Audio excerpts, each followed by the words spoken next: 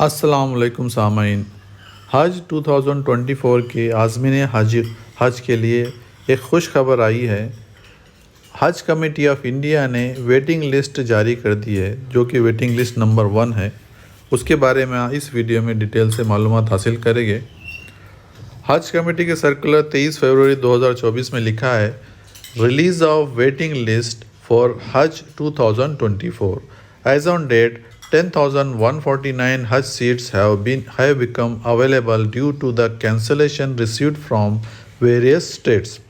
The statement showing the cancellation received from the respective states and the waitlisted pilgrim for Hajj 2024 who are now provisionally selected in terms of guidelines for Hajj 2024 is annexed.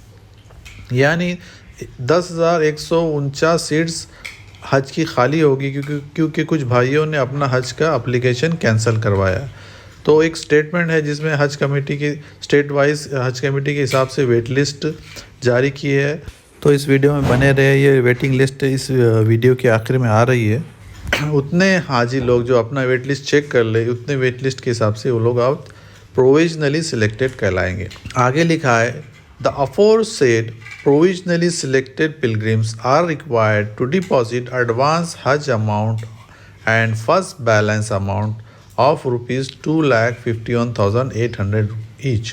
यानी जो provisionally selected हाजी हैं उन लोगों को first हज advance amount 81,800 और first balance amount 1,70,000 दोनों मिला के 2,51,800 रुपये हर हाजी को डिपॉजिट करना होगा। The payments can be made either through e payment facility available on Haj committee website hajcommittee.gov.in through credit card, debit card, net banking and UPI, और amount can be deposited in any branch of either SBI or UBI in the account of Hajj Committee of India through the specified pay-in slip by using bank reference number available on website against your cover number।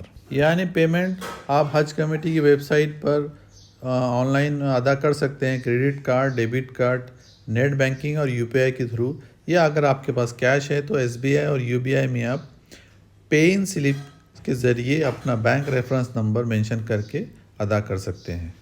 आगे लिखा है कि these provisionally selected pilgrims may be advised that after depositing the amount they shall submit pay-in slip, Hajj application form, solemn declaration and medical screening and fitness certificate, that is government medical officer certificate, along with original international passport to the concerned state Hajj committee on or before 10th of March 2024।